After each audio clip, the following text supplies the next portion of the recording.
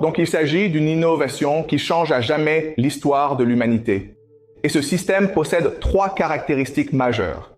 La première, c'est l'idée que on constate que les profits sont systématiquement privatisés, les pertes sont totalement socialisées,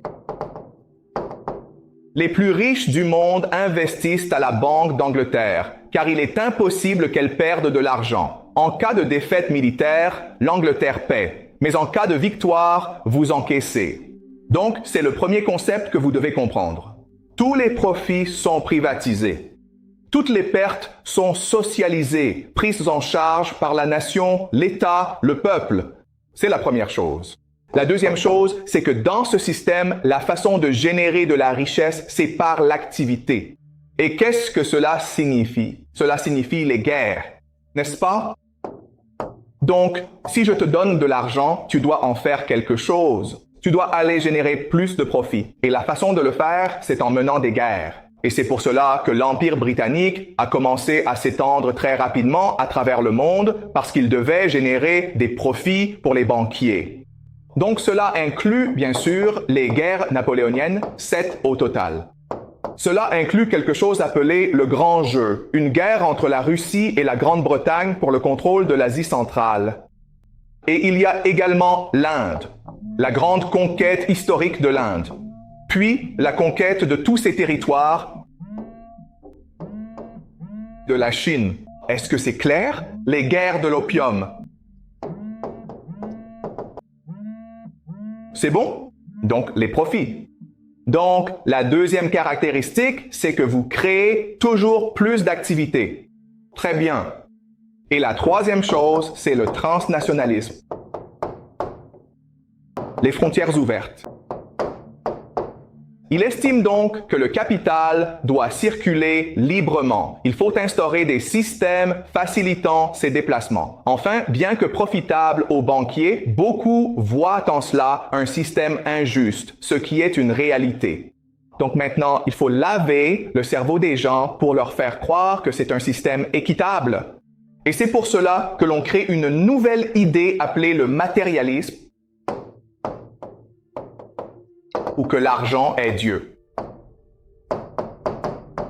Et donc, ce qui se passait, c'est que le capital transnational, la Banque d'Angleterre finançait de grands intellectuels pour qu'ils élaborent les grandes idéologies soutenant l'idée que l'argent est Dieu. Et cela inclut John Locke, qui affirmait que la propriété privée est un droit donné par Dieu. C'est un droit inhérent, tout autant que la liberté ou le bonheur. Et il est le fondateur d'une théorie appelée l'empirisme.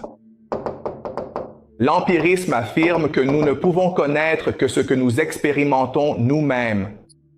Il n'est ni faisable ni pratique de tenter d'élaborer une théorie du monde au-delà de notre expérience. Alors ne pensez pas à Dieu, car Dieu est au-delà de notre expérience. Ensuite, vous avez quelqu'un qui s'appelle David Hume. David Hume. Et David Hume a plaidé en faveur du scepticisme.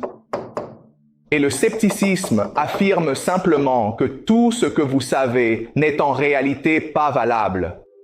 Parce que ce que vous savez est uniquement basé sur votre croyance. Donc Rome est la capitale de l'Italie. Êtes-vous déjà allé à Rome? Probablement pas, d'accord? Alors, où avez-vous appris cela? Vous avez appris cela à l'école par cœur. C'est pourquoi nous devrions être sceptiques sur tout ce que nous savons, car ce sont souvent des coutumes ou des habitudes, n'est-ce pas? Voilà donc l'idée du scepticisme. Donc maintenant, le problème, c'est que le scepticisme et le parasime signifient simplement que nous ne savons vraiment rien et que Dieu n'existe pas vraiment. Alors, comment pouvons-nous organiser la société? Et donc cela crée une nouvelle idée appelée l'unitarisme. Ce qui veut dire que si c'est utile, si cela nous procure du plaisir, cela doit être bon. D'accord? Si vous prenez de la drogue et que cela vous rend heureux, cela doit être bon. Si vous aimez dépenser de l'argent, cela doit être bon. Et cela vient de Bentham. Et puis, John Stuart Mill y apportera quelques ajustements. Mais cela devient le concept même de la liberté. Très bien. La liberté signifie simplement que vous êtes libre de gagner autant d'argent que possible, parce que c'est le bien suprême. C'est ce qui vous procure le plus de plaisir dans la vie, dépenser de l'argent. Voilà, c'est ça la liberté. Si un pays vous empêche de gagner de l'argent et d'en dépenser, c'est une dictature maléfique. Un bon pays vous permet de profiter des plaisirs de gagner de l'argent. Et ce qui va se passer, c'est que ce sont les trois grands philosophes du matérialisme. De la liberté britannique, puis vous avez des gens comme Marx qui arrivent, et il va introduire l'idée du matérialisme dialectique. Le matérialisme dialectique. C'est-à-dire que le monde est un monde de lutte des classes. Ce n'est pas entre Dieu et nous. Ce n'est pas entre le divin et le matériel. C'est entre les pauvres et les riches, et c'est tout.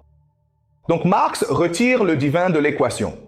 Ensuite, il y a Darwin, la théorie de l'évolution, qui dit en gros, on est juste des animaux, mec. Voilà, c'est tout. Nous ne sommes pas des êtres divins. Nous sommes tous simplement des animaux. Ensuite, il y a des gens comme Freud. Le sexe, c'est génial, les gars. On devrait gagner beaucoup d'argent et avoir autant de relations sexuelles que possible, parce que c'est ce que nous sommes. Nous sommes juste des singes. Donc cela devient une base très fondamentale pour l'idée que l'argent est Dieu.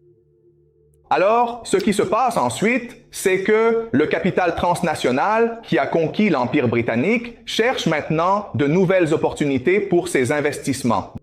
Donc là où il va ensuite, c'est bien sûr l'Amérique. Le problème, c'est que les Américains viennent de connaître une révolution. Pour se débarrasser de l'Empire britannique, n'est-ce pas? Les Américains ne veulent donc pas de capitaux transnationaux. Elles ne souhaitent pas que la Banque d'Angleterre ou la City de Londres viennent la conquérir.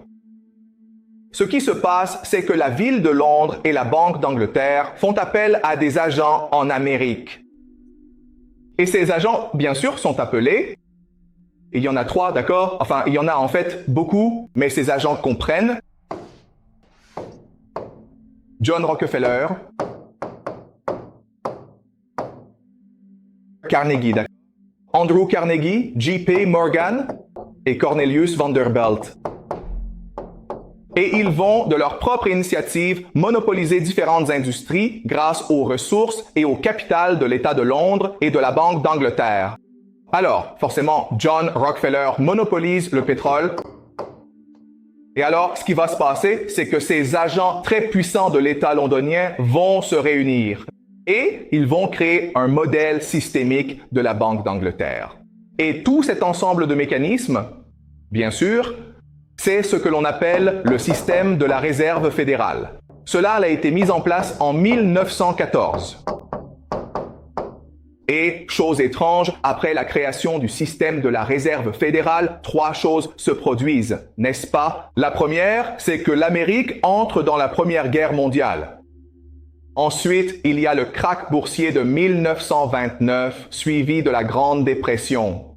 Et puis, en 1941, l'Amérique rejoint la Seconde Guerre mondiale. Vous comprenez? Donc, le système de la réserve fédérale signifie que, comme la Grande-Bretagne, l'Amérique est désormais contrôlée par le capital transnational, n'est-ce pas? Et c'est le même système aujourd'hui où les profits sont privatisés, les pertes sont socialisées et où il est important d'ouvrir le pays à la circulation des capitaux.